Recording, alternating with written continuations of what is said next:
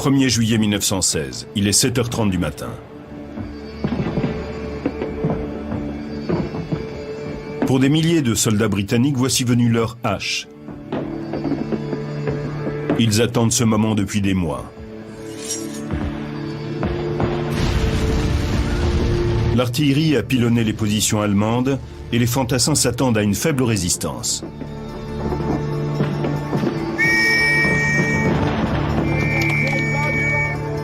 Mais cette grande offensive censée faire plier l'armée allemande va tourner à la catastrophe.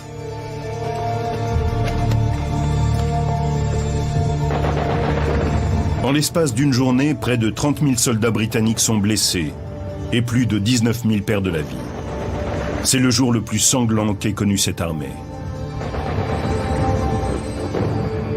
Comment expliquer le désastre de cette première journée de la bataille de la Somme ?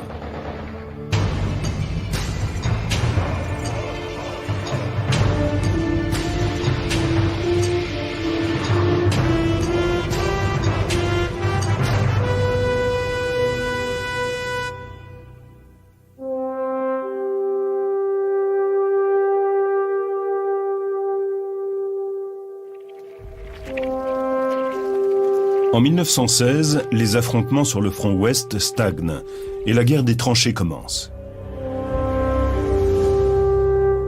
La ligne de front est matérialisée par des tranchées et des barbelés qui traversent le continent depuis la Méditerranée jusqu'à la mer du Nord.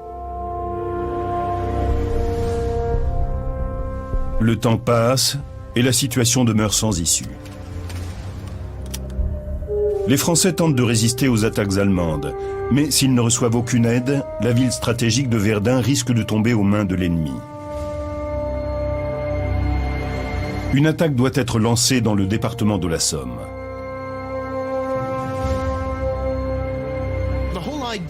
L'objectif de la bataille de la Somme en 1916 est d'attirer l'attention des Allemands en leur portant un coup sévère et de les obliger à détacher des troupes du siège de Verdun pour faire face à l'attaque britannique. Cela permettra aux troupes françaises de souffler, de se réorganiser et de reprendre le combat dans de meilleures conditions. Les commandants britanniques rassemblent leurs troupes pour la grande offensive. Le premier jour de la bataille, 150 000 soldats d'infanterie se tiennent prêts. L'artillerie bombarde les 70 000 soldats allemands retranchés dans les lignes adverses, avant que l'assaut ne soit donné.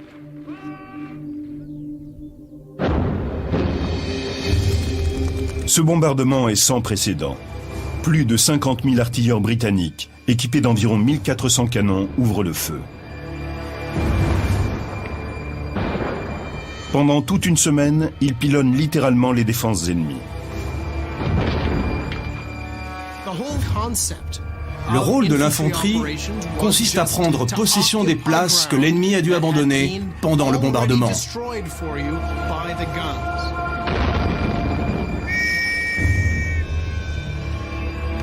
Mais lorsque les Britanniques sortent des tranchées pour donner l'assaut, ils découvrent quelque chose qu'ils n'avaient pas prévu. Les défenses allemandes sont intactes. Le bombardement, que l'on croyait dévastateur, a raté son objectif. Mais pourquoi ? Voilà l'arsenal de la ville de Woolwich aux alentours de Londres. C'est ici, dans le dépôt de l'artillerie royale, que l'on entreposait les munitions avant la bataille de la Somme. Aujourd'hui, ces bâtiments abritent les archives des régiments de la Première Guerre mondiale. On trouve encore de nombreux documents qui relatent le bombardement du 1er juillet. Le plan de feu est rangé ici. Toutes les caractéristiques des armes britanniques ainsi que les positions allemandes visées y sont répertoriées. Ce dossier souligne l'ampleur du bombardement. C'est le tir le plus imposant que l'artillerie britannique ait jamais effectué. Pourtant, il ne disposait pas d'un équipement suffisant pour se lancer dans une opération de cette envergure. En 1914, une fois installés dans les tranchées, les Britanniques manquent de pièces d'artillerie lourdes. Ils s'étaient préparés pour une guerre de mouvement, avec des armes légères, et espéraient que tout se terminerait très vite. Mais finalement, ils se sont retrouvés presque assiégés. Il a fallu qu'ils se procurent de nouvelles armes. Beaucoup d'entre elles venaient des batteries que l'on trouvait aux alentours des ports du Royaume-Uni.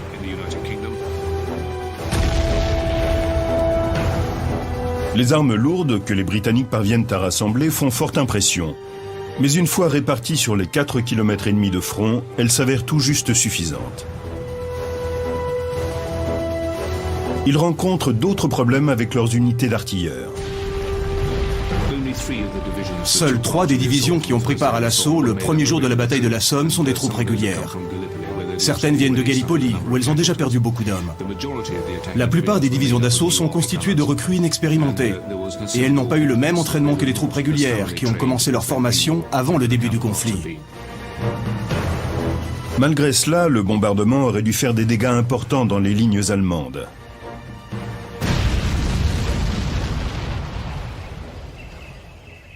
« 90 années ont passé et on trouve encore des indices qui témoignent des problèmes rencontrés sur le champ de bataille.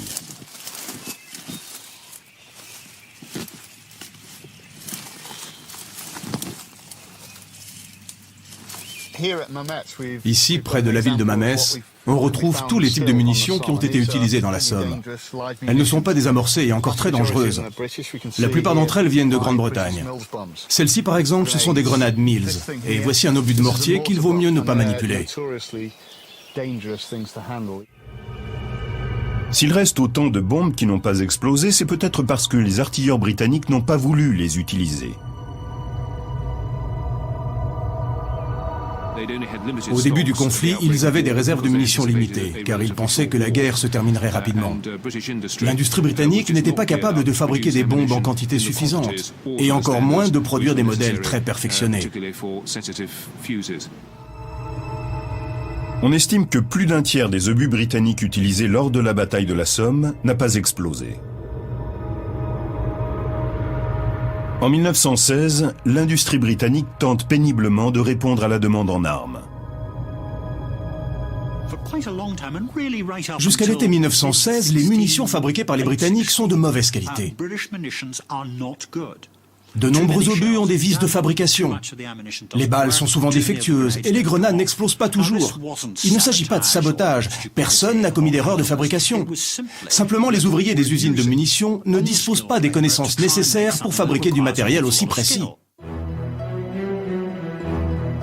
Munitions défectueuses, troupes mal entraînées et pénurie d'armes lourdes. L'artillerie britannique a un sérieux handicap. Pourtant, au cours des 7 jours que dure le bombardement, plus d'1,5 million d'obus sont tirés sur les lignes ennemies. Mais les assauts lancés par les Britanniques le premier jour de la bataille se termineront tout de même par un désastre.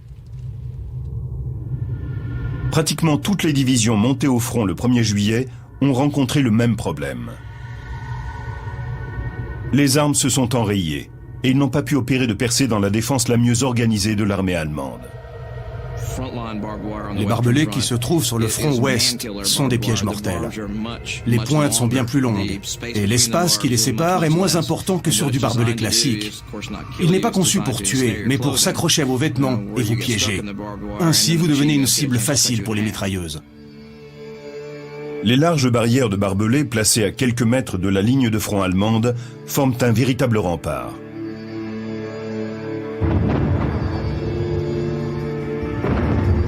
Les artilleurs britanniques tentent de les détruire avec des obus shrapnel.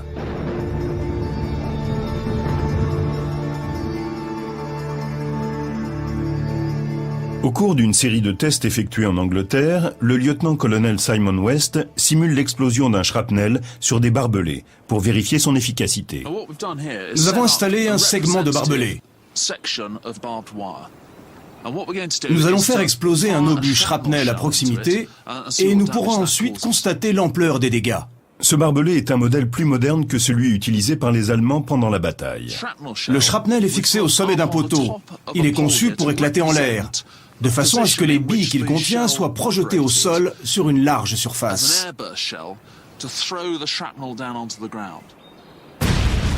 Les obus doivent être réglés avec précision pour exploser à la hauteur prévue.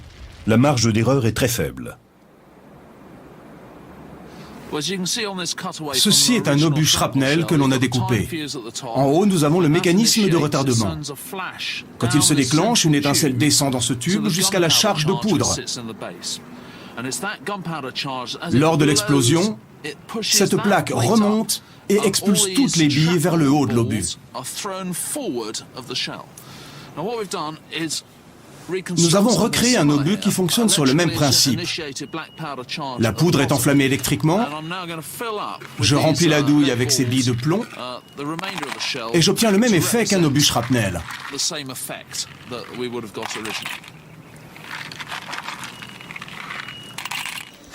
3, 2, 1, feu!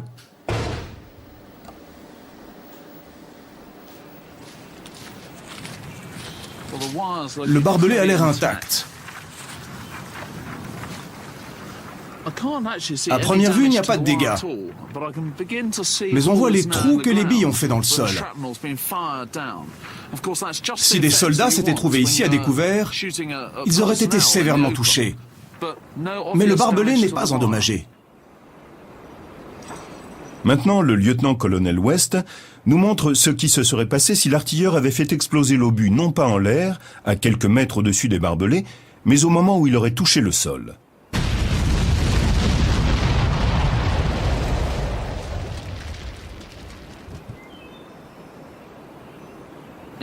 Les barbelés sont en partie noircis par la fumée que l'explosion a dégagée, mais il n'y a pas vraiment de dégâts. Ce test a été effectué dans des conditions idéales sur un barbelé moins résistant que le modèle allemand de 1916. Pourtant, l'explosion de shrapnel ne l'a pratiquement pas endommagé. Quelles munitions aurait-il fallu utiliser pour réussir à percer les défenses allemandes ?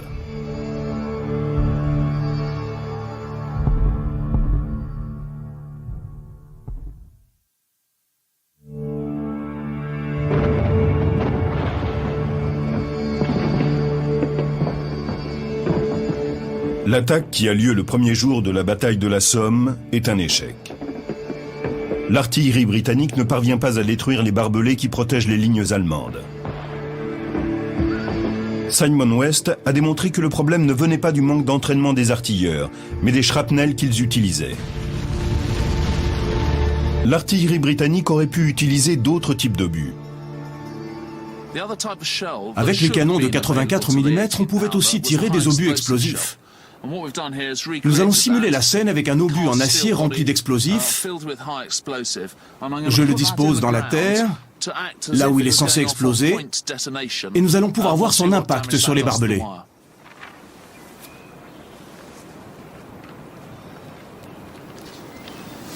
« 3, 2, 1, feu !»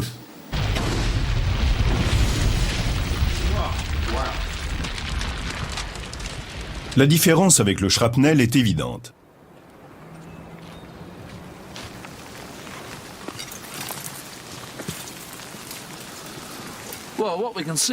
Comme vous le voyez, l'obus explosif n'a pas le même effet que le shrapnel. Les éléments chimiques contenus dans la douille, qui génèrent l'explosion, sont très puissants. Cela occasionne bien plus de dégâts. Il y a des morceaux de barbelés tout autour. Ils ont certainement été découpés par les éclats d'obus. L'explosion a creusé un trou dans le sol. La déflagration a soufflé l'obstacle et l'a réduit en miettes. Avec ce type d'obus, les barbelés n'auraient pas posé de problème aux troupes d'assaut. Les artilleurs britanniques n'ont pas choisi l'arme adéquate pour cette bataille.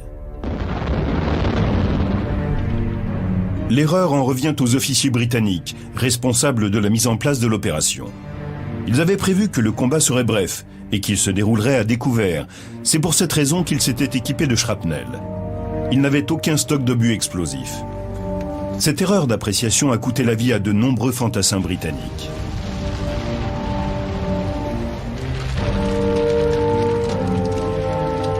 Les billes des obus shrapnel avaient un effet dévastateur sur les soldats. Alors pourquoi le bombardement britannique n'a-t-il pas fait plus de victimes dans les tranchées allemandes ?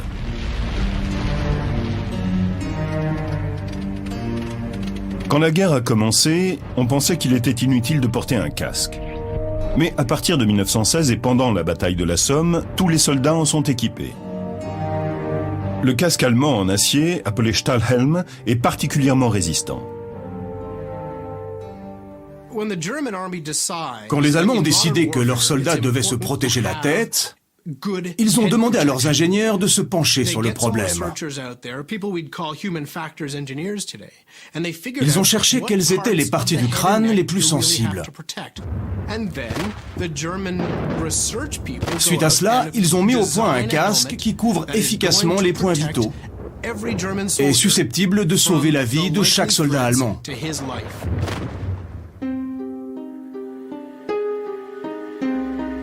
Ivan Williams a mis au point une protection destinée à la police britannique. Il a étudié la structure du casque allemand et s'est aperçu que ses larges courbes offraient une excellente protection. La profondeur du casque allemand est très surprenante pour l'époque. Fabriquer un casque de cette forme en quantité industrielle requiert de grandes connaissances technologiques. Les pays alliés ne savaient pas comment ils s'y prenaient. Selon Ivan Williams, pour fabriquer leur casque en acier sans qu'il ne se fissure, les Allemands ont dû utiliser un procédé spécifique que les Britanniques et les Français ignoraient. Cette méthode est aujourd'hui appelée forge par estampage. À l'université de Wolverhampton, dans le centre de l'Angleterre, Ivan Williams nous montre comment les casques étaient fabriqués. Il a d'abord fabriqué le moule du fameux casque d'acier utilisé lors de la Première Guerre mondiale. C'est dans cette forme concave que le métal était autrefois pressé. À la place des feuilles d'acier, il utilise des panneaux de plastique et une machine à vider l'air reproduit l'effet de la presse à acier. Tout d'abord, il nous montre ce qui devait se passer lorsque les Britanniques et les Français modelaient leur casque en opérant une seule pression, trop brutale.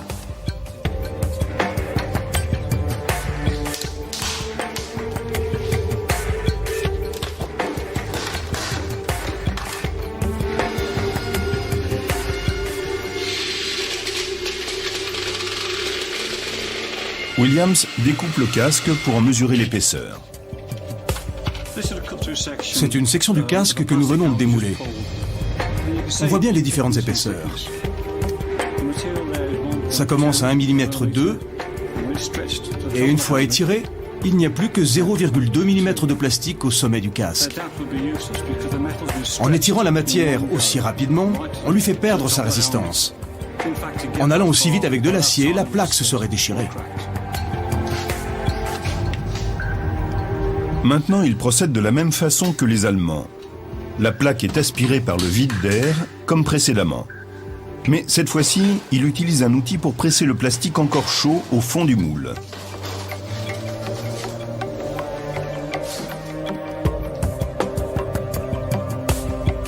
Les Allemands répétaient ce processus 12 fois, en enfonçant petit à petit le métal encore chaud.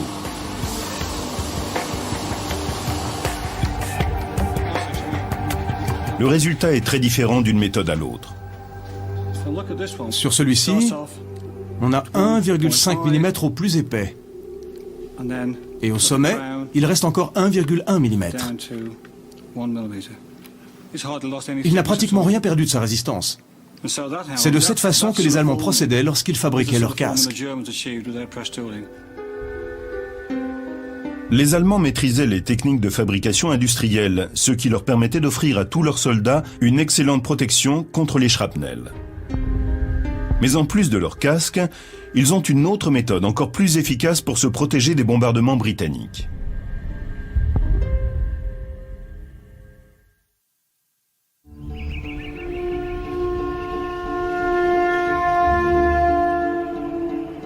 Les tranchées ont aujourd'hui disparu du paysage français. Le premier jour de la bataille de la Somme, l'artillerie britannique n'est parvenue à anéantir ni les barbelés, ni les 70 000 soldats ennemis.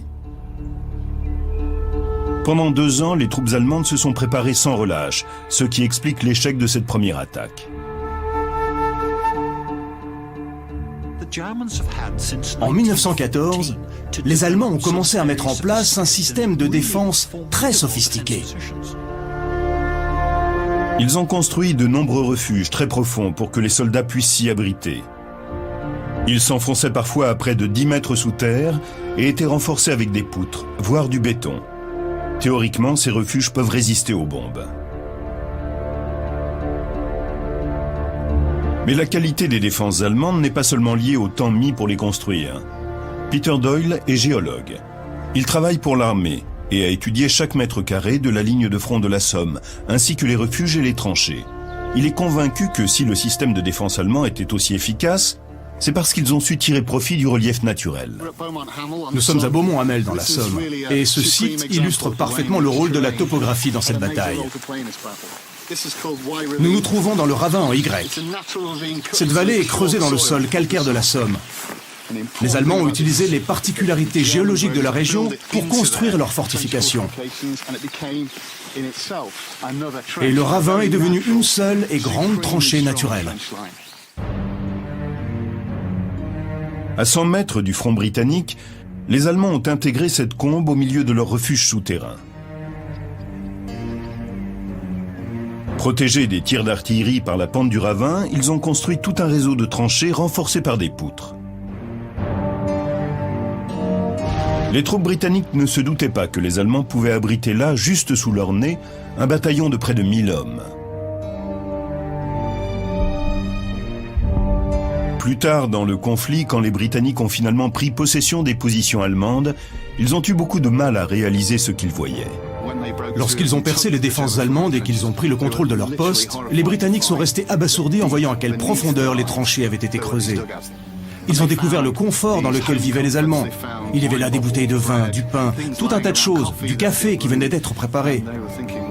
Ils se sont dit que s'ils avaient vécu dans des tranchées comme celle-ci, ils n'auraient jamais risqué de se faire tuer pour renverser l'ennemi.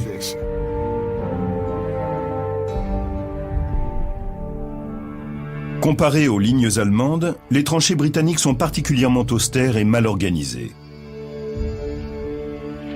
Selon Doyle, elles ne sont pas censées remplir la même fonction que les tranchées allemandes. Pendant la Première Guerre mondiale, et en particulier au début, les généraux britanniques ne veulent pas que leurs soldats restent trop longtemps dans les tranchées. Ils craignent qu'ils ne perdent de leur élan, qu'ils considèrent les tranchées comme une sorte de planque, et qu'ils refusent finalement de sortir pour affronter l'ennemi. De leur côté, les Allemands pensent qu'en vivant dans le confort, leurs hommes sont mieux préparés à repousser une attaque. Grâce à ces profondes tranchées, la plupart des Allemands ont survécu au bombardement. Quand l'infanterie britannique monte à la charge, ils sont prêts à la recevoir. Mais les Allemands sont bien moins nombreux, et le 1er juillet, à 7h30 du matin, ils doivent faire face aux 150 000 fantassins britanniques qui viennent de lancer leur attaque. Le handicap est lourd. Les Allemands partent presque vaincus.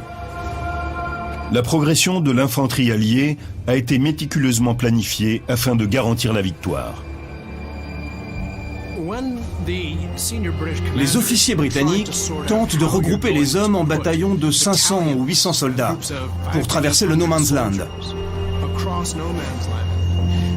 Ils gèrent cela comme un exercice de manœuvre. Ils se sont aperçus au cours du conflit que s'ils ne procédaient pas à ce genre d'exercice assez souvent, une fois sortis des tranchées, les bataillons étaient incontrôlables et ils n'obtenaient aucun résultat. Le front allemand ne se compose pas d'une ligne de tir, mais de plusieurs lignes disposées parallèlement, avec parfois un écart de 150 mètres entre elles. La première vague de soldats britanniques doit partir de la ligne la plus avancée. Une fois l'attaque lancée, la vague suivante prend sa place sur la première ligne, en passant par les tranchées de communication qui relient les différents niveaux.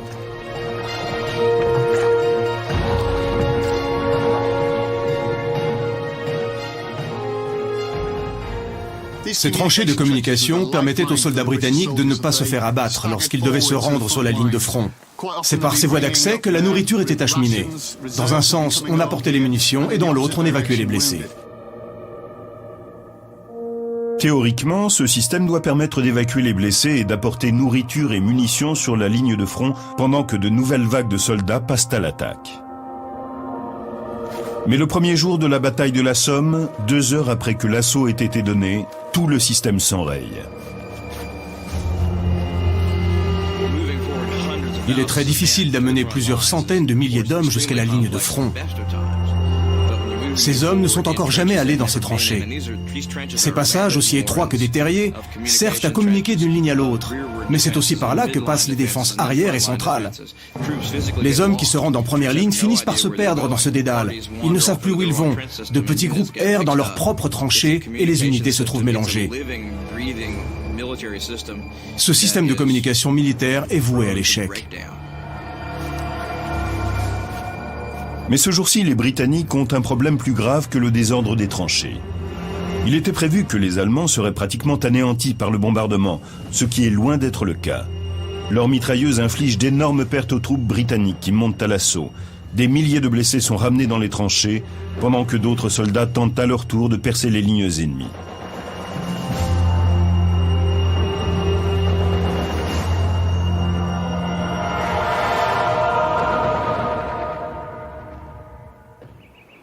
Dans le bois de Thiepval, une équipe d'archéologues entreprend des recherches sur l'un des nombreux champs de bataille de la Somme. En 1916, cette région était dévastée. Elle était couverte de tranchées et de cratères. Après la guerre, les arbres ont repoussé et l'absence d'exploitation agricole a permis que cet endroit reste dans l'état où il était quand les soldats vivaient au fond de leurs tranchées.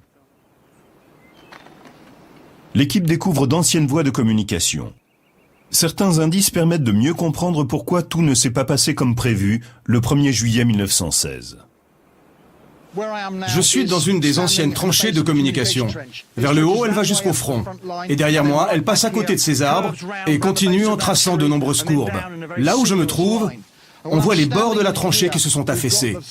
Ça paraît large, mais les soldats avaient un très gros pactage. Ils étaient bien plus chargés que moi en sortant des tranchées. C'était un problème lorsque deux personnes se croisaient ici avec leur équipement. Tout le monde est amené à utiliser ces passages, que ce soit les troupes d'assaut, les hommes transportant les ravitaillements ou les milliers de blessés.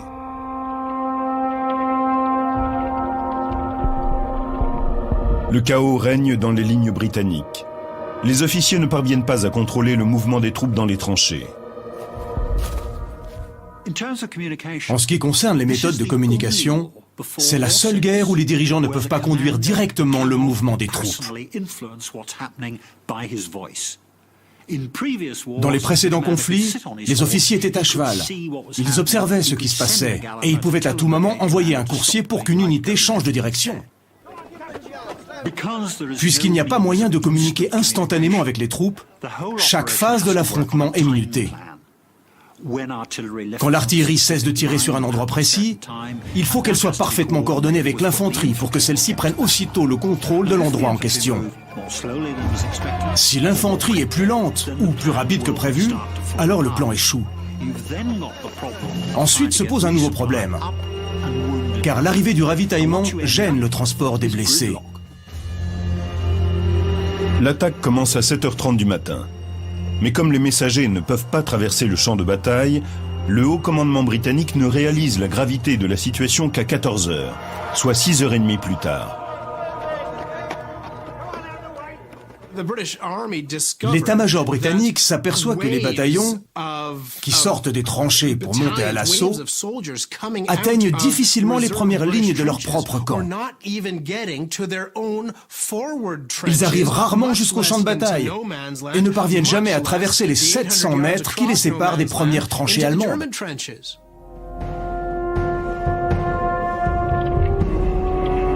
Les Britanniques meurent dans leur propre camp. Mais pourquoi autant de soldats sont-ils tués aussitôt après leur sortie des tranchées ?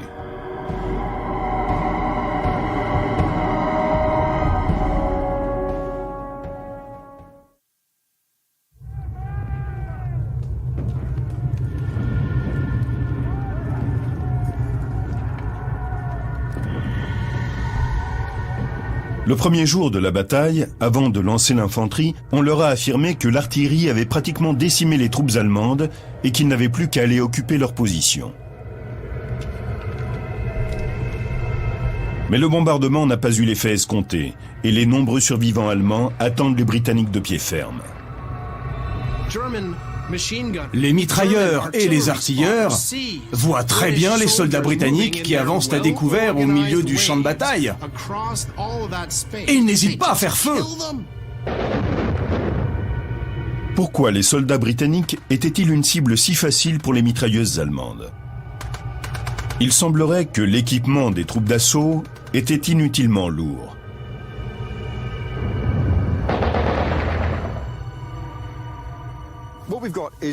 James porte le même uniforme que les soldats qui ont combattu ici le 1er juillet 1916. C'était leur uniforme de service. Il a en plus son fusil, ses tenailles et tout un set de survie. Les sacoches ventrales contiennent au total près de 120 cartouches. Il a aussi 2 grenades à main dans ses poches. Et aussi, bien sûr, si tu veux bien te retourner, James, dans le dos, il a son matériel de cuisine, sa nourriture, et dans le sac à dos, un autre sac pour déplacer la terre quand il creuse, ainsi qu'un couteau, une fourchette et de quoi se raser. Dans cette sacoche, il a le matériel dont il a besoin dans les tranchées. À côté, une bouteille d'eau d'1 litre, et pour creuser, il a aussi une pelle. Tourne-toi encore, James. Dans cette sacoche, il a un masque anti-gaz au cas où il serait exposé à des gaz toxiques. Cela compose l'équipement de base. L'équipement pesait au minimum 36 kilos. Mais certaines troupes britanniques transportaient en plus des réserves de munitions et de nourriture. Les soldats portent des sacs énormes, qui ne sont pas du tout adaptés au combat qu'ils doivent livrer contre les Allemands. Ils ne disposent que d'un fusil d'assaut dont ils ne se servent d'ailleurs guère. Ils transportent surtout des outils pour pouvoir s'organiser dans les tranchées allemandes une fois qu'ils en auront pris le contrôle. Ils veulent être prêts pour résister à une contre-attaque. Mais l'échec de cet assaut est-il uniquement dû au poids de l'équipement? Escadron, garde à vous. À mon commandement, droite, droite. En avant, marche. Le major Tim Saunders, avec une troupe de cadets de l'armée britannique, simule une manœuvre qu'effectuaient les soldats en 1916. Nous allons simuler un assaut dans les conditions de la bataille de la Somme. Vous allez comprendre pourquoi le premier jour de cet affrontement est aujourd'hui considéré comme l'un des plus grands désastres qu'ait connu l'armée britannique. Ce jour-là, la menace venait de l'artillerie, et tout particulièrement de cet équipement, la mitrailleuse Maxim modèle 1908. Aujourd'hui, nous allons analyser votre vitesse et vos mouvements face à cette mitrailleuse.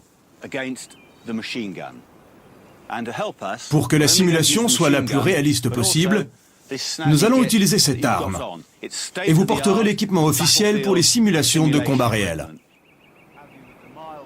Les cadets sont équipés du système de simulation Miles 2000. Il enregistre tous les coups portés par le laser fixé sur la ligne de visée de la mitrailleuse. En plus de l'équipement de base, chaque cadet porte un sac de montagne aussi lourd et encombrant que ceux des soldats de la Somme. Pour le premier test, le peloton va avancer comme l'ont fait la plupart des unités d'infanterie britanniques le 1er juillet 1916. Les cadets vont escalader une pente qui fera office de tranchée et ils marcheront droit devant eux d'un pas régulier, déployés sur une ligne à quelques mètres les uns des autres.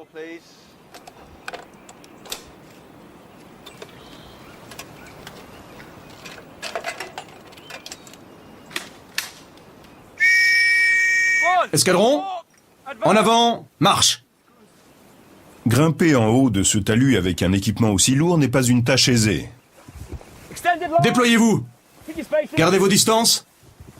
Redressez-vous.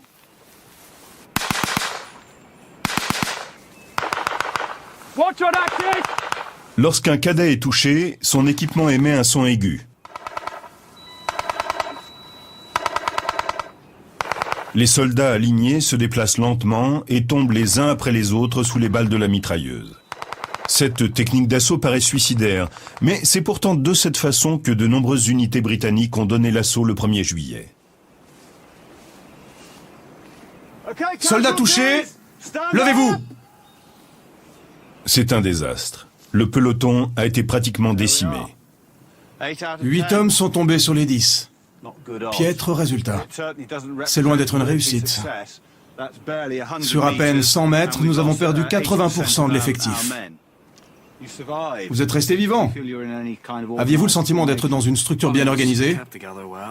On est resté ensemble, on a maintenu la ligne. Mais je ne sais pas si c'était une bonne idée de rester ainsi, aussi près les uns des autres. L'ennemi vous tire dessus. Cette fois-ci, les cadets gardent la même charge, mais Sanders les autorise à rompre l'alignement dès la première salve. Cette fois, vous partez en zigzag et vous courez. Escadron, en avant-marche! Déployez-vous!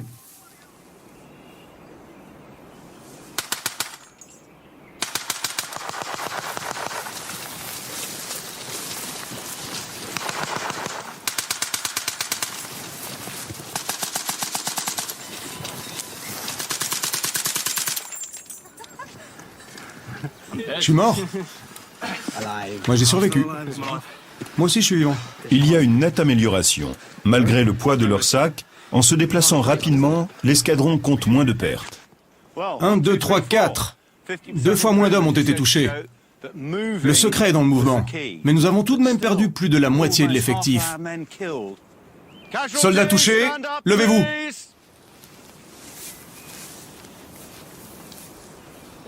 Le changement de tactique a permis de diminuer considérablement le nombre de morts. Mais 50% de pertes demeurent encore inacceptables. Pour le dernier test, Sanders autorise les cadets à se débarrasser de leur pactage et à attaquer, lestés du seul équipement de base. En avant, marche! Déployez-vous! Feu!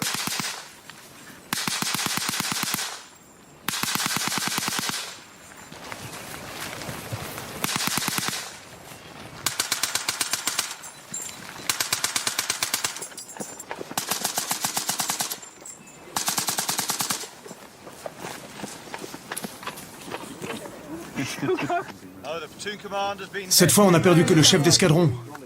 Où avez-vous été touché? Cette fois-ci, 2 cadets seulement ont été touchés. Je suis mort.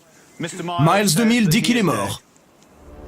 Ils ont prouvé que le poids de l'équipement était un élément décisif.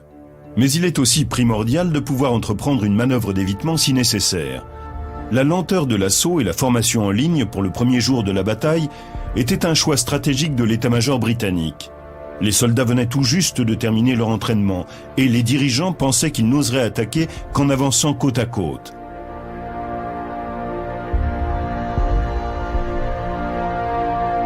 Tous les assauts n'ont pas été soldés par un échec. Comment certaines unités ont-elles réussi à éviter la catastrophe ?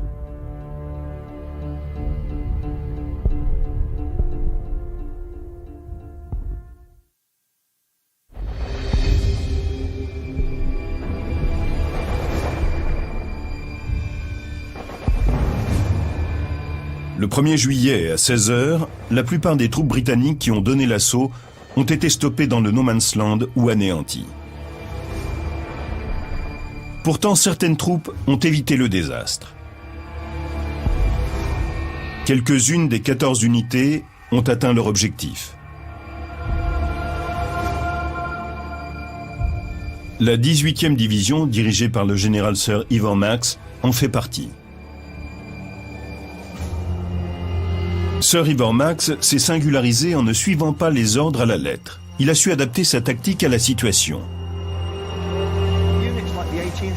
Des unités comme la 18e division de Sir Ivor Max ont été extraordinairement efficaces le 1er juillet 1916. Ils ont progressé à l'abri d'un tir de couverture. Ivor Max a dirigé son unité vers le No Man's Land, à droite des barbelés allemands. Il ne leur restait plus qu'une petite distance à couvrir. Il a profité de l'obscurité et de tout ce qui pouvait lui être utile. Il a démontré que l'artillerie est d'un grand secours pour l'infanterie et qu'elle est capable de déjouer les défenses allemandes. Avant l'épisode de la Somme, Sir Ivor Max a beaucoup appris des militaires français. L'expérience acquise dans des batailles comme celle de Verdun leur a permis de développer des techniques adaptées aux guerres de tranchées.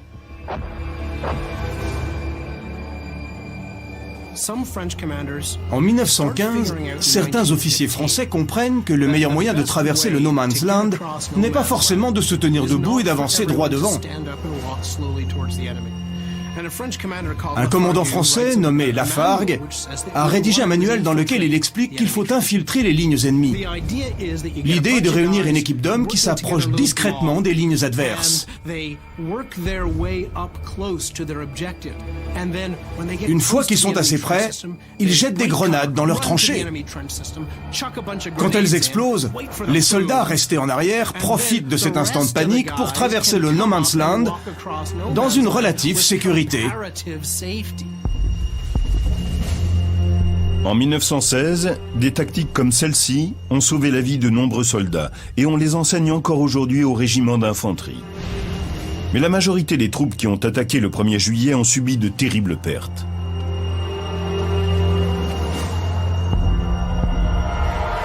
La plus grande attaque jamais menée par l'armée britannique reste dans les mémoires comme l'épisode le plus sanglant de l'histoire du royaume. Pour les Britanniques, la Grande Guerre est inutile. Et cette bataille est l'événement le plus insensé d'une guerre qui l'est tout autant. Elle a tué toute une génération sans que rien de positif n'en découle. Ces 8 kilomètres de terrain ne valaient pas la vie d'un seul soldat. Le récit de la bataille est devenu une sorte de mythe, auquel ils attachent beaucoup d'importance. Il est pourtant très controversé par les historiens. Après le désastre du 1er juillet, la bataille de la Somme a duré environ 5 mois avant que ne soient renversées les lignes allemandes, et les Britanniques y ont finalement vu une grande victoire. La population considère que ces bouchers incompétents de l'état-major ont envoyé la fine fleur de la jeunesse britannique dans un bourbier, où ils ont fini bloqués dans des barbelés infranchissables sous le feu des mitrailleuses qui les attendaient. Mais la réalité est un peu différente. 19 000 soldats britanniques sont morts dès le premier jour. Si l'on considère maintenant la bataille de la Somme dans son ensemble, 76% des hommes qui ont pris part au combat s'en sont sortis sans une égratignure. Les pertes ne sont peut-être pas aussi incroyables que ce qu'on en dit. La bataille de la Somme n'est pas uniquement synonyme de catastrophe. Elle marque aussi une phase de transition importante pour l'armée britannique. Plus de 2 ans après les affrontements de juillet 1916, l'armée britannique va mettre en échec les Allemands sur différents fronts et participera activement au combat décisif en 1918. Toutes les erreurs commises le 1er juillet ont été rectifiées. Les tactiques de l'artillerie ont été totalement repensées. Elle s'est équipée de nouvelles armes lourdes et a amélioré l'entraînement de ses unités. On a fourni des obus explosifs aux artilleurs, ainsi que des bombes qui se déclenchent au contact des barbelés. De nouvelles stratégies inspirées des techniques d'infiltration de l'armée française sont mises en place. L'expérience du 1er juillet a amené les unités britanniques à réduire au strict minimum l'équipement des premières vagues d'assaut. Les troupes sont désormais chargées de porter le gros du matériel. La quantité d'armes ayant parfois joué en faveur des Allemands, les Britanniques se procurent d'autres mitrailleuses pour être finalement mieux équipés que leurs ennemis. Une fois que les nouvelles recrues ont gagné de l'assurance et ont pu parfaire leur entraînement, les immenses bataillons qui chargeaient dans la Somme sont divisés en petits pelotons plus flexibles. Beaucoup de ces changements avaient été envisagés avant 1916, mais ils n'ont pas réellement été appliqués. C'est à partir de 1917 que l'on introduit de nouveaux modes de déplacement des troupes sur le champ de bataille. Les indications données aux soldats ne sont plus les mêmes. Désormais, l'unité d'une troupe va au-delà d'une simple formation groupée. On ne demande plus aux hommes de progresser tous ensemble à découvert sur une même ligne. L'armée britannique crée l'unité parmi ses troupes en leur donnant un même objectif qu'ils doivent atteindre tous ensemble. À partir de l'été 1916, l'armée britannique sait précisément quelles erreurs éviter. La bataille de la Somme est une étape nécessaire pour comprendre les rouages de la guerre moderne. C'est une première expérience décourageante, voire désastreuse, mais elle joue un rôle fondamental. En 1916, on estime à plus d'1 million le nombre de morts britanniques, français et allemands. Cependant, les corps de 80 000 soldats n'ont jamais été retrouvés. La bataille de la Somme reste l'un des affrontements les plus meurtriers de notre histoire.